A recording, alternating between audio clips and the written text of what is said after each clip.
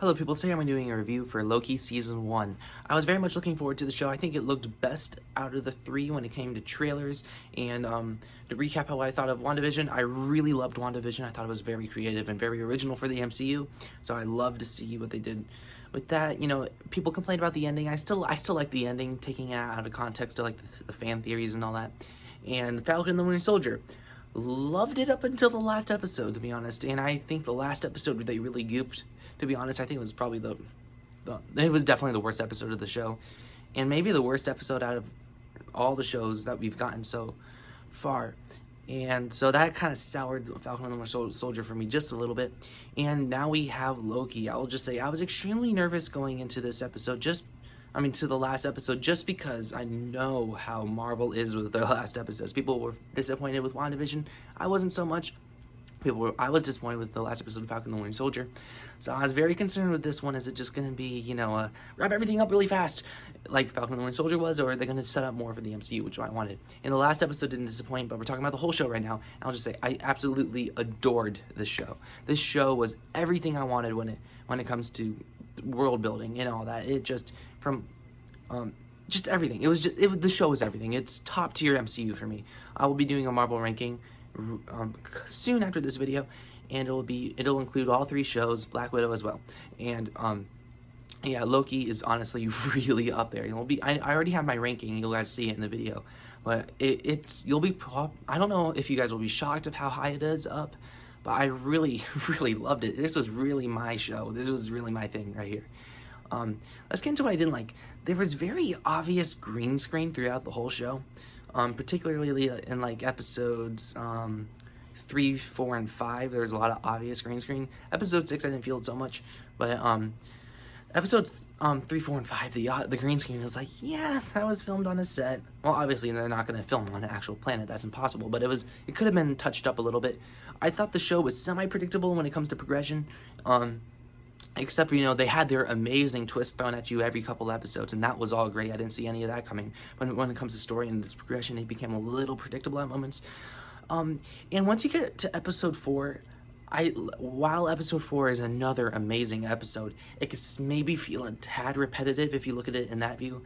And so, the TVA, going back there, multiple times, it could feel a little repetitive. I personally loved it, but I'm just saying it because I have to say some negative things about this because I feel the need to. And my biggest problem with this show, even though I'll say this, episode 1 is probably close to my favorite, if not my favorite episode, it's just the Loki, we were introduced to the Loki that we saw in 2012. And so we get the progression that we get from 2012 Loki to the Loki that we get to the end of the show felt very 2017 Ragnarok-y. And yes, he sees the actions happen of what would have happened. It's just maybe it felt a little bit of a stretch that Loki went from 2012 Loki to the best version of Loki that he can get himself to. It felt like a little bit of a stretch for me, but the show did a pretty good job trying to get from point A to point B with his character, so I can almost forgive that, but it's still something I noticed. And let's get into what I loved about this show. The concepts that it brings here is just fantastic. It's so exactly what I needed right now when it comes to the MCU. It just threw at me all these amazing concepts that I wanted to see on the big screen forever, with multiple dimensions or should I say timelines, and things coming together, full spoilers, I don't remember if I said that already, but different Lokis, different variations of himself, seeing other, particularly with Richard E. Grant's Loki, he sacrificed himself trying to make literally himself better, and he screams glorious purpose. It's just stuff like that. I loved it. It was the writing was just spot on in the show. And another thing I loved is something that a lot of people are complaining about Black Widow right now. While I do like Black Widow as a whole, I can agree that this is a problem. Marvel Studios interferes with a lot of their director's work you could tell, like, particularly in Black Widow, while it didn't bother me so much in Black Widow, you can tell that people went over the script and said, okay, make a joke here, make a joke here, make a joke here. Things get too deep, make a joke here. And it's throughout Endgame and a lot. And Endgame, it probably bothered me the most because I felt like Endgame needed to be very heavy, and lighting it up with jokes like kind of fell flat for me. But and they did it in Black Widow too. But here, none of it. It was, when it was serious, it was serious, and it stayed serious, and there wasn't a joke immediately after to make you go, whew, because they just did it so well. It felt very original. Didn't feel like Marvel.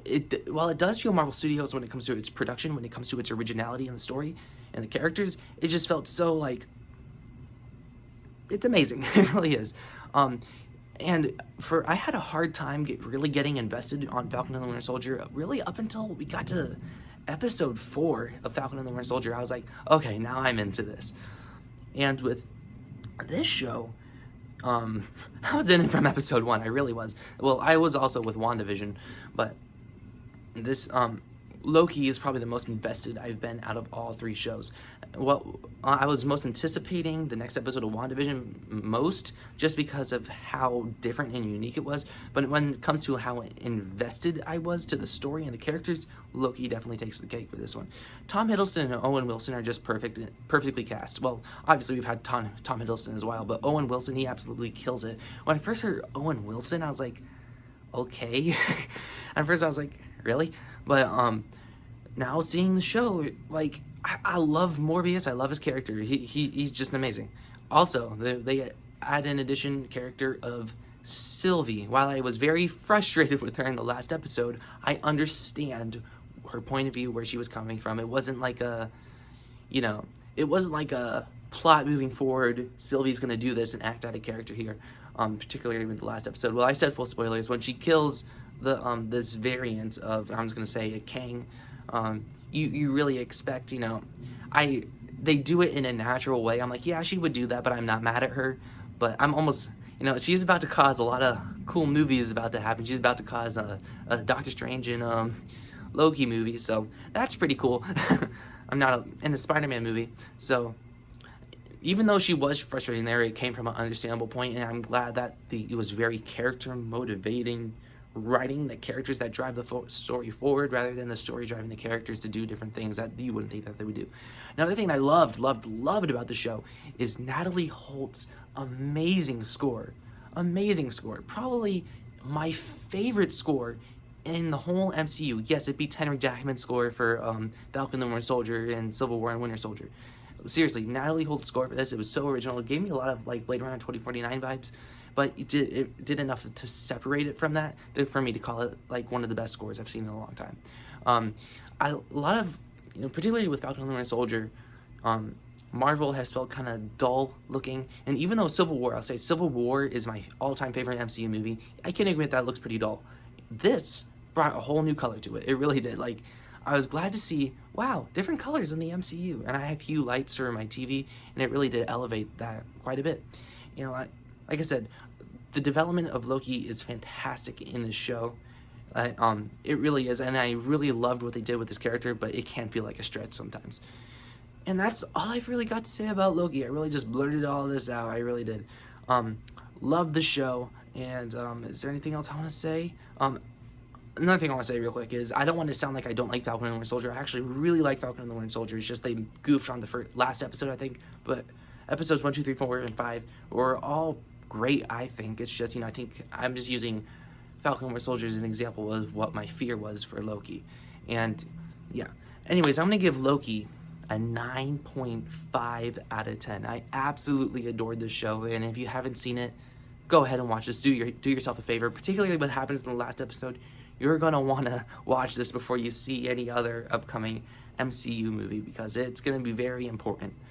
Kevin Feige did say, oh, I'm going to try to keep these shows like, oh, you could watch them or you could not, but you're going to want to watch Loki for sure. Out of all the shows, this is the one that you need to watch if you've been trying to avoid them. So, yeah, anyways, that's my review for Loki. Comment down below what you guys thought of the show. If you think I'm too nice to this, or am I not generous enough? Do I need to give it a 10? Well, I'm never going to give anything a 10, but yeah, absolutely loved it. So, yeah, anyways, like, share, subscribe, and stuff like that, and adios.